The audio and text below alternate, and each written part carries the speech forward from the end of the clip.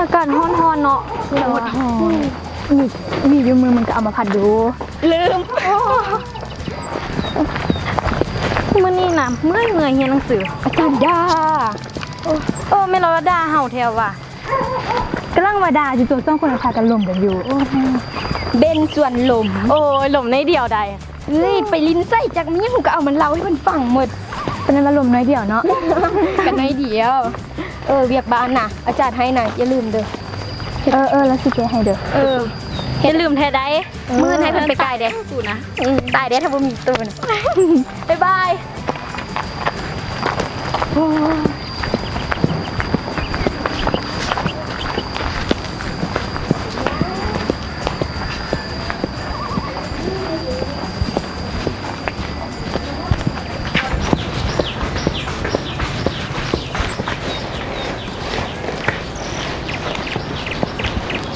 สบายดีพ่อเดี๋ยวลูกไปเฮ็ดเวียกช่วยแม่กันไปโดยเดี๋ยวลูกซีเรียสแม่ลูกซีเรียบานต่อเด้อโอเคมึงอยู่ใส่เจ้าบ้านออกมากินเหล้าน้ำกูดูเซียวอยู่เฮือนกูนี่นะมาโอเค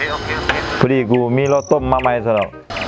มึงแท้เว้ยมึงออกมาแล้วมึงโทรอันน่ะออกมาหาบังยงออกมาเฮือนกูเลยเด้อต้องกดแวะมาทับเลยแวะไปทับเลยแล้วเดี๋ยวหาเลยฮะโอเคแล้วเจอกันเช้ามึงเก่าเด็กละเดี๋ยวเชียวมาแล้วอ่ะนั่งเลยใช่นั่งนะเย้บายดีใช่ไงนั่งเป็นยังไงไปตั้งแรงมาอยู่ที่เที่ยวคือเก่าโอ้แขนไหลได้เล่าดีเหรอเชียวพอดีเที่ยวฮักเอามาให้แต่ใต้พวกนี้นะพอดีเอามาดองใส่ยาพื้นเมืองบ้านเราแหละออกก่อนได้ปาดเด้อคนละจอบตัวนี่เคยกินแต่ขิงดำมากินขิงเหลืองไม่เคยกินบ่ได้เราขาวมันคักแดง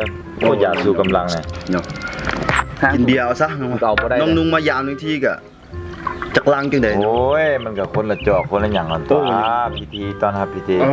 เอาบ่ได้ดีว่ะกินบ่ได้เอาเสียจอกนึงเนาะเจ้ากินน้ำจัดทุกมื้ออยู่บาซะมื้อนี้เนี่ยสุกอ่อนแท้ตะกี้สุกกินน้ำกูได้ซื้อเบียร์จักลังจังได๋ให้น้องซุ่มแซวกันบ่เห็นกันโดนนะเอาเบียร์วะให้ลูกสาวไปซื้อก็ได้นี้เจ้าบ่อยากไปกะเดี๋ยวพอใส่โดยซื้อเบียร์ให้พ่อลูกเดี๋ยวลูกในบ้านก็เลยจะไปซื้อให้มันเป็นยังไงวะเดี๋ยวพระมันไม่เชื่อเจาะ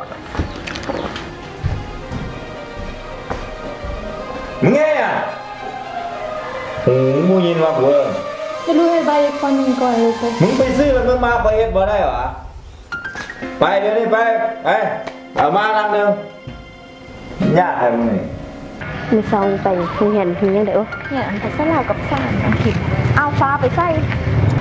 ซื้อเบียร์ให้พ่อเอาจัดแล้ววะลูกอายุบ่18 ปีเถื่อ3ใส่ลูกไปซื้อเบียร์มันลงละเมิดสิทธิเด็กก็เป็นยังแหละไปเดียวได้หนังอันนี้บอกว่าบ่ทาไปแล้วว่าเป็นอย่างนี้ก็เนาะโพบัดกระตังโพตังเรือที่โอ้สีคำมืดเรายังใส่มันไปซื้อเหล้าซื้อเบียร์อยู่ซื้อเบียร์แดเจเอาเบียร์แก้วเบียร์ปองเอาเบียร์แก้วเอาจากแก้วเอาลังหนึ่งเอาไปไวๆเครื่องเอาหัวแก้วพอบอกแก้วครับหัวแก้วก็ได้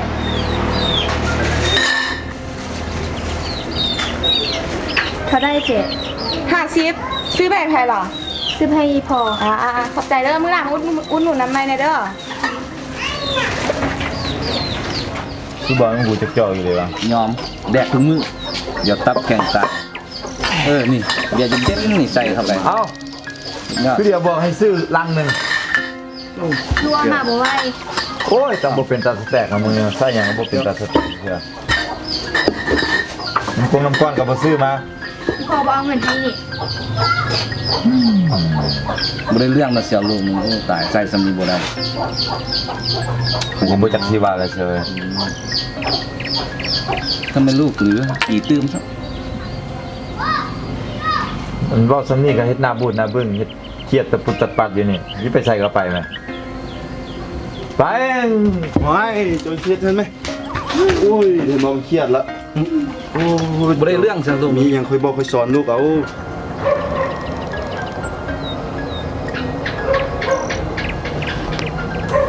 มึงไปอย่างมึงบอกว่าฟังความบอกยากบอกสั่งอะมึงไปยังฮะใส่เวียดใส่การไว้มึงนี่มึงบอกมาข้ามึงทีมสกไปใส่ก็ไปมึงนี่เว้ย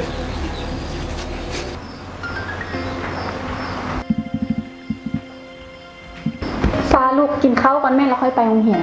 โดยแม่ถ้าพอมึงก่อน แค่ยังกินแม่มันนะ ไล่เหยื่องแล้ววะกินแม่ เนาะ พี่แม่ลูกไปโรงเรียนกันเด้อ บ่กินข้าว บอลูกฟ้าไปเรียนไปโรงเรียนเด้อ โดย มันเป็นอย่าง มันยานหัวเจ้าโอ้หายให้มันเมื่อวานนี้ สิมาย่านเขาอย่างใส่ไปซื้อเบียร์ที่นั่นน่ะเอามาเบื่อหาสแต็กเราดีกว่า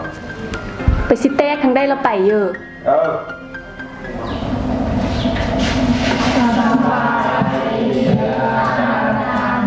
นั่งลง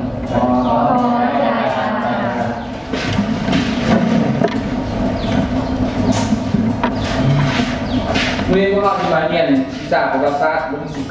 19ประเทศลาวในปี 1935 ถึง 1911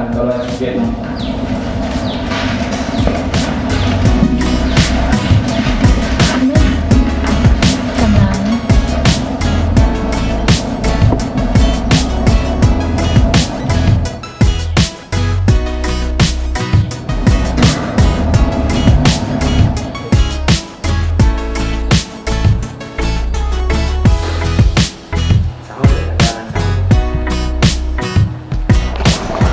แล้วกันหมดแล้วบ่แล้วมื้อนี้พอสำนี้ก็เนาะเวลาหมดเนาะเอาอาจารย์ว่าจะข้อความช่วยเหลือมื้อแรงพวกน้องว่างบ่ว่างเหรอไปเมียนเฮือนช่วยอาจารย์ได้ตอนแรง ฟ้าไปนะตัวดูฟ้ามานี่จะไปเดี๋ยวกันเนาะ ไปเนาะจานมีความตั้งใจเนาะ นี่ก็มีฮะ เพิ่มคะแนนดี เดี๋ยวแจกเพิ่มให้ บ่มีหยังก็ช่วยพวกน้องพักผ่อนได้เนาะ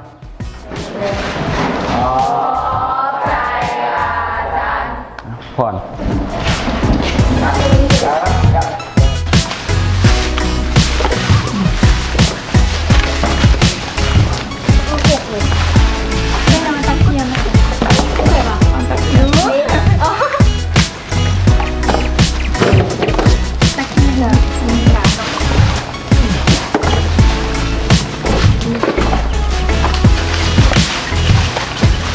พอกันแล้วพวกน้องเมื่อยกันบ่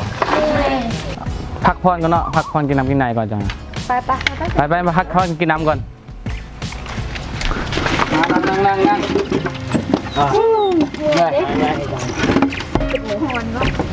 น้ำนี่นะนี่น้ำนี่อะไรจ้ะอันนี้มันเบียร์ผมเป็นอะไรจ้ะป้าจานน้ำมันนี่กินหน้าจ้ะไม่ย่างวันนี้ นิ้วเลย น่าจะปึ๊ด เสียน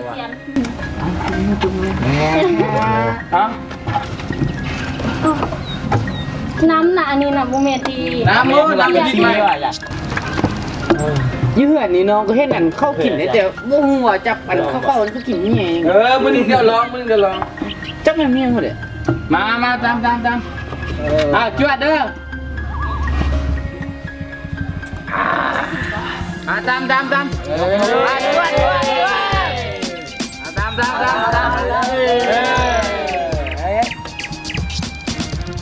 โอ้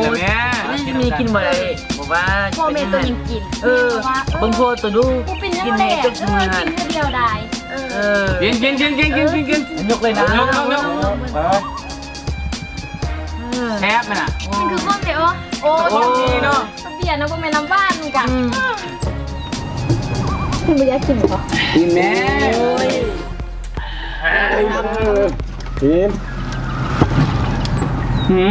กินเอากินแม่ป้ายกแม่กินหมดแล้วกินได้กินได้ โอ้อุ้ยได้หน่อยแล้วเฮ้ยนี่นะเอาโอ้ยอี ยกแม่ เอาหมดเอาเลยน่ากินได้เดียวดาย วันหนึ่งเอาผู้ชายแล้วเฮงๆ เอาเลยยกเองเอออย่าจังโมเลย โทรศัพท์ไผ่ ไม่ต้อง โทรศัพท์คนนี้นะ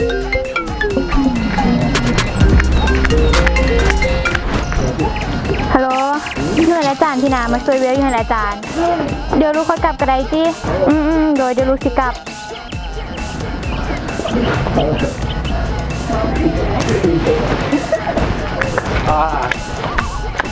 ไม่ถูกมา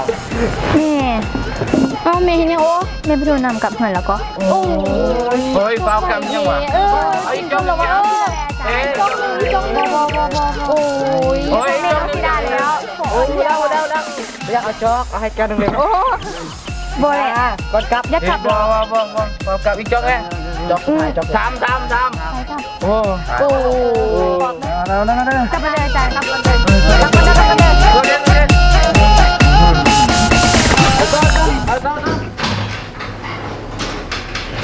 มึงไปใส่มาครับมือจิตตาไปยิงมันน่ะ ไปช่วยเวลยังไงอาจารย์นะ มึงบ่ต้องมาตัวกูไปรักกินเบียร์มาบ่เนี่ยกินเบียร์คืนๆอยู่นี่ ถ้าลูกสกินแล้วเป็นย่างอีพอยังกิน มึงกล้าเลี้ยงผัวกูวะฮะนับมือนับแข่งก็ได้แล้วมึงนี่พี่ลึกพี่โลเนี่ย แม่จีเจ้าเป็นย่างกันคืนแล้วซ่อมพอลูกอันนี้ มึงสอนลูกจังไร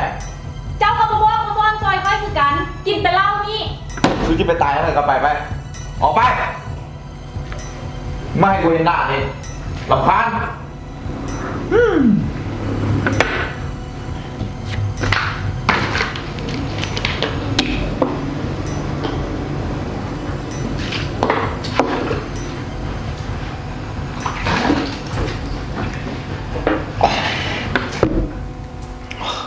ป้าลูกลองบอกแม่เบิ้งเป็นยังลูกคือไปกินเบียร์ ลูกไปช่วยเวลอยู่เห็นอาจารย์มามูลูกเขาก็พากันกินหมด ลูกก็ต้องกินจักเถื่อเนอลูกเนอมันบ่ดีเลยทั้งทำลายสมองทำลายห่างกาย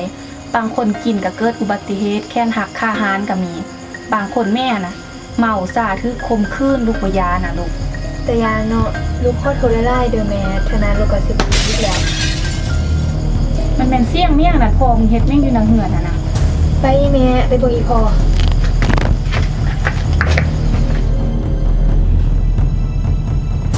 ป้าบุคอมึงมานอนไม่อยู่นี่ไอ้จันต้องเป็นยังไงจันตื่นแม่จันซอยแม่ให้กระไดซอยแม่ แม่เข้าห้องไปหมดเถอะ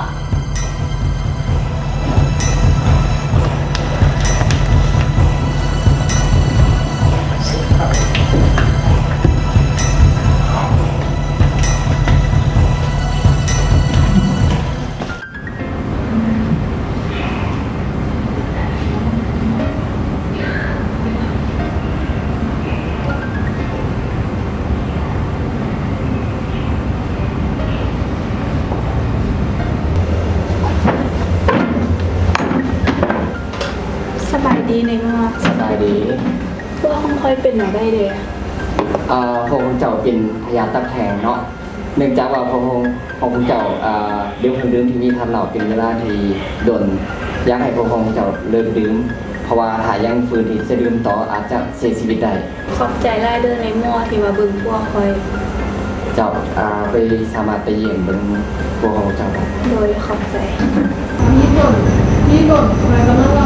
เป็นแนวได้แค่เดือนละบ่ ดีขึ้นแล้ว วันนี้ก็บ่ต้องถ้ากินแล้วเล่าหั่นน่ะหม้อเพิ่นว่าเจ้าเป็นตับแข้งได้คันเจ้าบ่เซาเราเจ้าบ่ได้อยู่นำค่อยนำลูกเลยวันนี้พอสัญญาได้บ่สิเลิกเหล้าเลิกเบียร์เพื่อลูกกับแม่ ลูกเขาให้สัญญาต่อไปนี้พอสิบุกินวันนี้ครับพอสิเลิกกินมันที่มาหาผมขอโทษที่พอสิ่งที่บุรีขอโทษขอโทษด้วยเวลา